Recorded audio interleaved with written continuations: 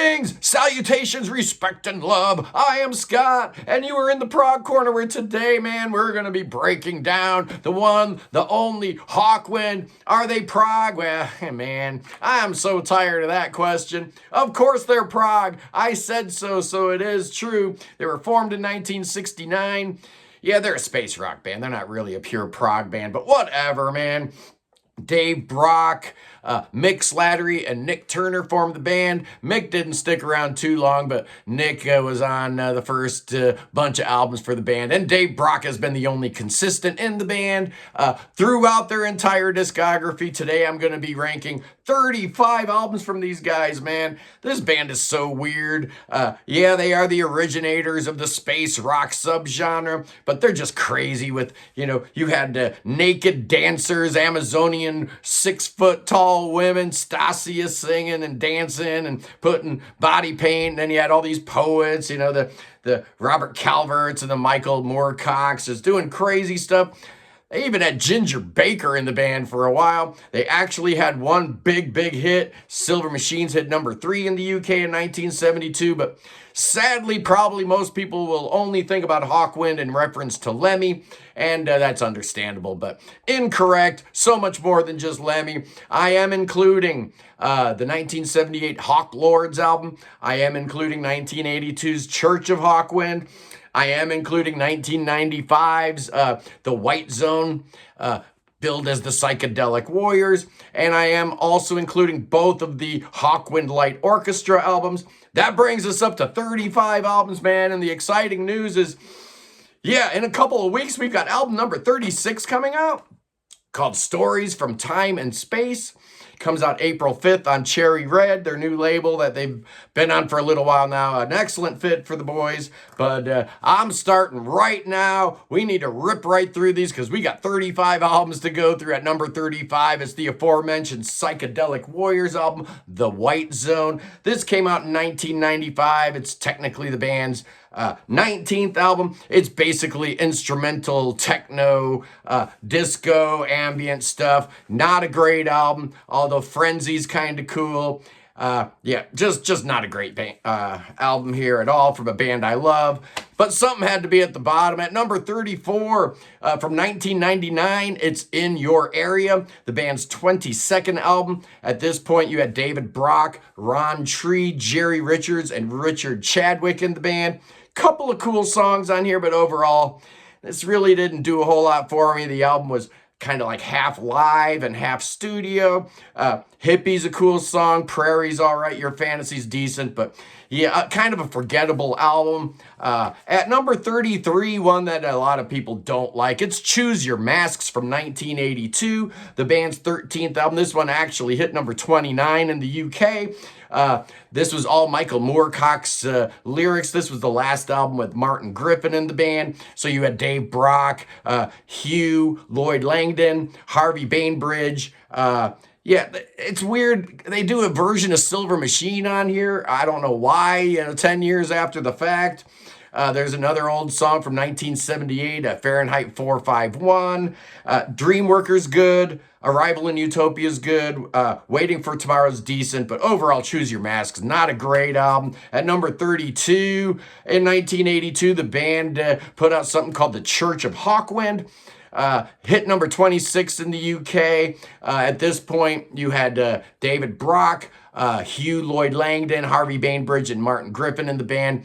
This is kind of a David Brock solo album in that a lot of the songwriting credits are him. And there's a couple of decent tracks on here. It's not completely awful. Nuclear Drive's cool. Star Cannibal, Light Specific Data, and I especially like Looking into the Future. But overall, the 80s weren't great for a whole bunch of bands, right? At number 31, it's The Road to Utopia, the band's 31st album, came out in 2018. Hit number 44 on the UK charts, and this was a bit of a disappointment for me. It's kind of Hawkwind's Unplugged album. And when you've got, Mike Batt doing orchestrations and guest appearances from Eric Clapton, you would certainly expect more, but these are all older songs. There's like one new song called Hymn to the Sun. In the band at this time, Dave Brock, Hale Hone, Has Wheaton sharing bass duties, Mr. Dibbs, the great Jonathan Derbyshire, Richard Chadwick, and Magnus Martin in the band. Disappointing, should have been better at number 30. Another album that a lot of Hawkwind fans do not like. This one's called Space Brock from 2000. It's their 23rd album. And this is basically just Dave Brock and Richard Chadwick. So clearly this is kind of a Dave Brock solo album. But, you know, Hawkwind, the nameplate's going to sell you some records. There's some songs from older records on here. Lifeform was originally on PXR5. Some People Never Die was on Church of Hawkwind. Kauai was on Distant Horizons. But the song I really like on this is Do You Want This Body? Actually, I don't hate this album. From this point on, every album I'm going to talk about, I actually kind of like. And it starts with number 29. Their 25th album came out in 2006, and it was called Take Me to Your Future. Again, another half live, half studio type of deal. In the band at this point was David Brock, Robert Calvert, Alan Davey, and Richard Chadwick. And you had Simon House, and Lemmy even makes an appearance on here. Again, another version of Silver Machine makes it onto this record. Why? I have no idea. Uncle Sam's on Mars is really good. But my favorite song on this album is The Reality of Poverty. Good song. Okay album, not bad at all. At number 28, here's one I know a lot of people like and a lot of people hate. It's their 11th album from 1981, and it's called Sonic Attack. This was their, I think they only put out like 1 or 2 records for RCA, and this is one of them. Another album with the Michael Moorcock lyrics. This is a little heavier sound, kind of heavy metal, Hawkwind, if you will. So Brock is joined by Hugh Lloyd Langdon, Harvey Bainbridge, and Martin Griffin. And yeah, because Ginger Baker wasn't around anymore. He was on the previous album. He left to join Atomic Rooster. Couple of really good songs on here. Rocky Paths, Virgin of the World, Streets of Fear, and Living on a Knife Edge. Really cool.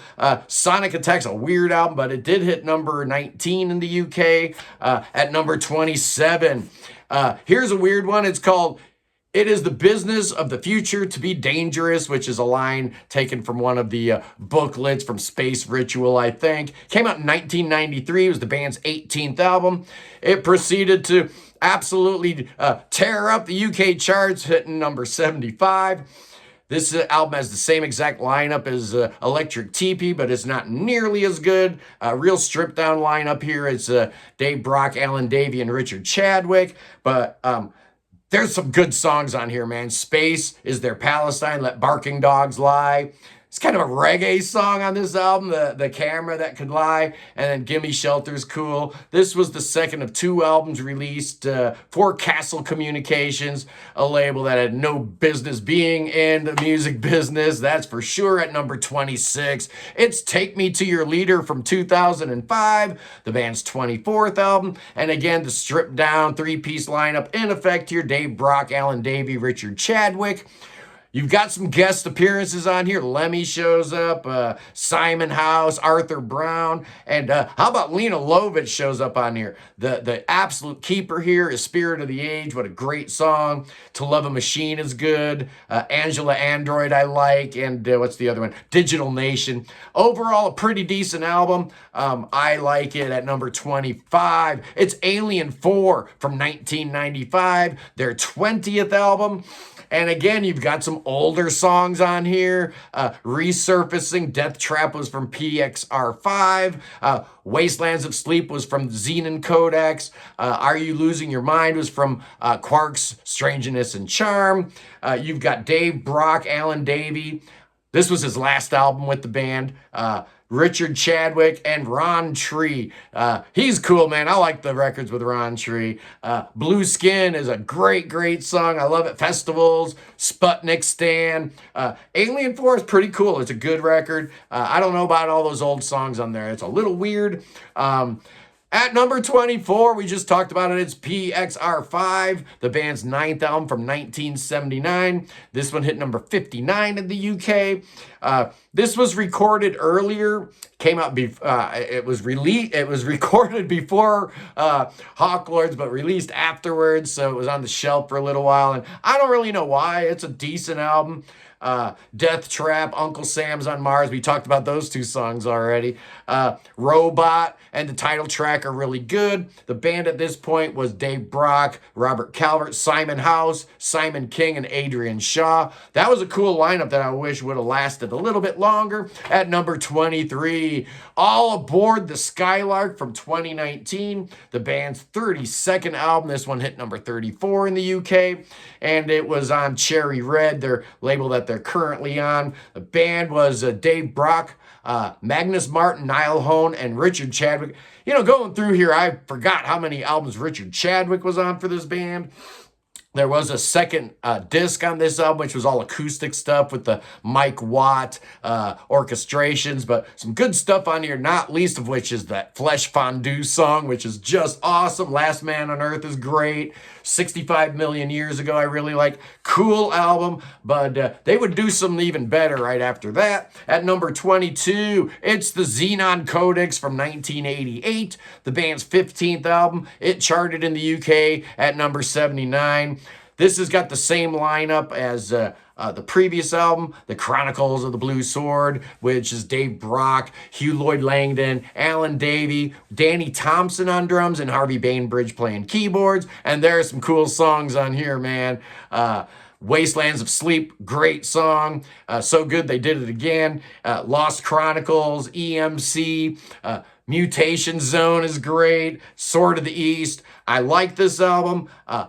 Could have been a little bit better, but there's some really good stuff on here. At number 21, it's 25 Years On by the Hawklords. Technically, the band's 8th album came out in 1978, and they called themselves the Hawklords for, for some kind of contractual reasons. There were some legal disputes about the ownership of the band's name. So you got Dave Brock, Robert Calvert, Harvey Bainbridge, and Steve Swindles is on one album here on keyboards. You get some couple of drummers on here, Simon King and Martin Griffin, both drum on this album. Psy Power is great. Free Fall's really cool. Flying Doctor, Dead Dreams of the Cold War Kid. I wonder if Cold War Kids got their name from Hawkwind. I just thought about that now. This one did chart in the UK. It hit number 48. But here we go. Now we're in the top 20, and these are all really, really good. At number 20, it's the Chronicle of the Black Sword. I called it the Blue Sword earlier. It's the Black Sword from 1985. It's their 14th album. It charted in the UK at number 65. I guess originally they were going to call this Stormbringer, but I don't know. Some little band named Deep Purple might have beaten them to it. Great lineup here is the Dave Brock, Hugh Lloyd Langdon, Harvey Bainbridge, Alan Davey, Danny Thompson lineup, and some fantastic tracks on here. Shadegate is really, really good. The Sea King is so cool. The Pulsing Cavern is awesome. And Horn of Destiny, cool record. I really like it. They had some decent stuff in the 80s. The 80s weren't completely a wasteland for Hawkwind at number 19, an album that I've always really liked, and I'm surprised it's this low on the list here. It's Space Bandits from 1990, the band's 16th album. Hit number 70 in the UK with songs like Images and Realms, Ship of Dreams, TV Suicide. Real strong stuff, man. It's Dave Brock, Simon House playing violin. You've got Bridget Wishart, her only album with the band, on vocals here. Alan Davey, Harvey Bainbridge, and Richard Chadwick. This was Richard Chadwick's first album with the band. So he's been in the band since 1988. He's been on every album since. At number 18, album that doesn't get enough love, I don't think, from Hawkwind fans. It's Distant Horizons from 1997, their 21st album. No Alan Davey on here, so the band at this point is David Brock, Ron Tree, Jerry Richards on guitar, and the loyal Richard Chadwick on drums. Boy, I do like the title track on this. So good. Reptoid Vision, really cool Ron Tree song. Wheels, Love in Space. Underrated album. I really like this one at number 17. Here's one that I think people know and love. It's a more current one. It's called Blood on the Earth. It's their 26th album that came out in 2010. I like this one a lot. This is a great record. You'd Better Believe It. Yeah, another old song. Yeah, that's from Hall of the Mountain Grill. Prometheus is great. Green Machine, Sentinel. They were on East World Records at this point. The lineup was Dave Brock, Niall Hohn, Mr. Dibbs. Yeah, Mr. Dibbs was in the band here. Tim Blake, who used to play with Gong, I think. There's a Gong connection with him. And Richard Chadwick on drums. Great album, number 16. The Future Never Waits. Yeah, their 35th album. This one came out last year, actually, and it's really good. The new lineup for this band is Dave Brock, Richard Chadwick, of course, Magnus Martin, and 2 new players are in the band, bass player Doug McKinnon, and the great Thigh Paul Sandra from the Julian Cope Band and Spiritualized. Man, this is a good record. The title track just slays it. So awesome. They are so easily distracted outside of time. And if there's a more Hawkwind song title than this one, I don't know what it is. I'm learning to live today. Yeah, you wouldn't even need to tell me that's Hawkwind, and I'd know that was a Hawkwind song. Absolutely. At number 15. Man, these records are getting good now. It's The Machine Never Stops from 2016, the band's 29th album. It hit number 29 in the UK. On Cherry Red, Tim Blake is gone by this point, so the band is Dave Brock, Mr. Dibbs, Niall Hohn, Richard Chadwick, and Haz Wheaton on bass. So I guess Niall and Haz split bass playing duties on this record. You've got a Phil Reeves song where I guess he does everything. He wrote it and played all the instruments, called Hexagon. That's really, really good. Living on Earth is awesome. The Harmonic Hall is a really cool song. Lost in Science is really, really good. Great album, man. Some of these late career Hawkwind albums are surprisingly strong. And at number 14, I've got another one. It's a Carnivorous from 2020, the band's 33rd album. And this one was labeled as the Hawkwind Light Orchestra, the second of 2 Hawkwind Light Orchestras. They call it that because it's light on additional personnel and sound effects and kind of a stripped down version of Hawkwind. Like I said, this was the second Light Hawkwind Orchestra album. This was the COVID album. So obviously they did it as necessity, but it's really good. Again, you've got Dave Brock, Richard Chadwick, and Magnus Martin, just those 3 on here.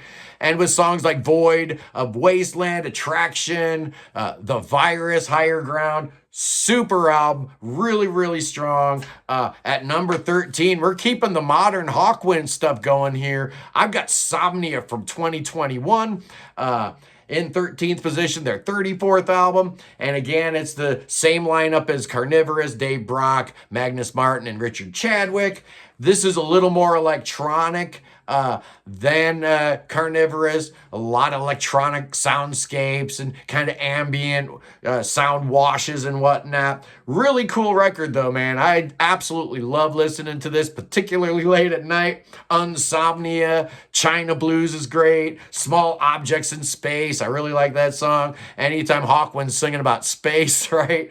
And Cave of Phantom Dreams is really good. Cool record. At number 12, I've got the first Hawkwind Light Orchestra album, Stellar Variations from 2012, their 28th album. And the lineup here, the 3-piece here, Magnus Martin wasn't in the band yet, so it's Dave Brock, Richard Chadwick, and Niall Hohn. And there's some unbelievably good stuff on here. What an unexpectedly great record this was. Stellar Perspective, Cities of Rust, Instant Predictions, just dynamite from start to finish. I really like the 3-man Hawkwind. I wish they'd do some more stuff like that. That Hawkwind Light Orchestra. Both albums are great. At number 11, I'm going with Onward from 2012, the band's 27th album. This also hit number 75 in the UK on East World Records. And this was a double album. So there's a whole lot to go through, probably a little bit too long, but really, really strong songs on here. Seasons is great. Southern Cross, I love it. The Prophecy, The Flowering of the Rose, awesome stuff. The band at this point was David Brock, Richard Chadwick, Tim Blake, Niall Hohn, and Mr. Dibbs. And now we're in the top 10, boys and girls. At number 10, I've got Astounding Sounds and Amazing Music. They're 6th album from 1976. This is their first album on Charisma, the first with the Paul Rudolph in the band. You've got Robert Calvert returning on this album. Some really good stuff on here. Steppenwolf is great. Reefer Madness. Curb Crawler is a great song. Cadu Flyer, I love it. This album hit number 33 in the UK, and it's a little different sound for the band. A little more pop, but I'd like it. I think it's a good record at number 9.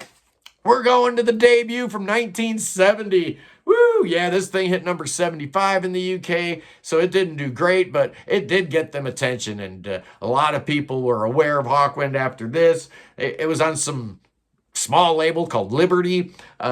Hurry on Sundown just doesn't even sound like Hawkwind, but Be Yourself is great. Seeing You As You Really Are, Master of Illusion.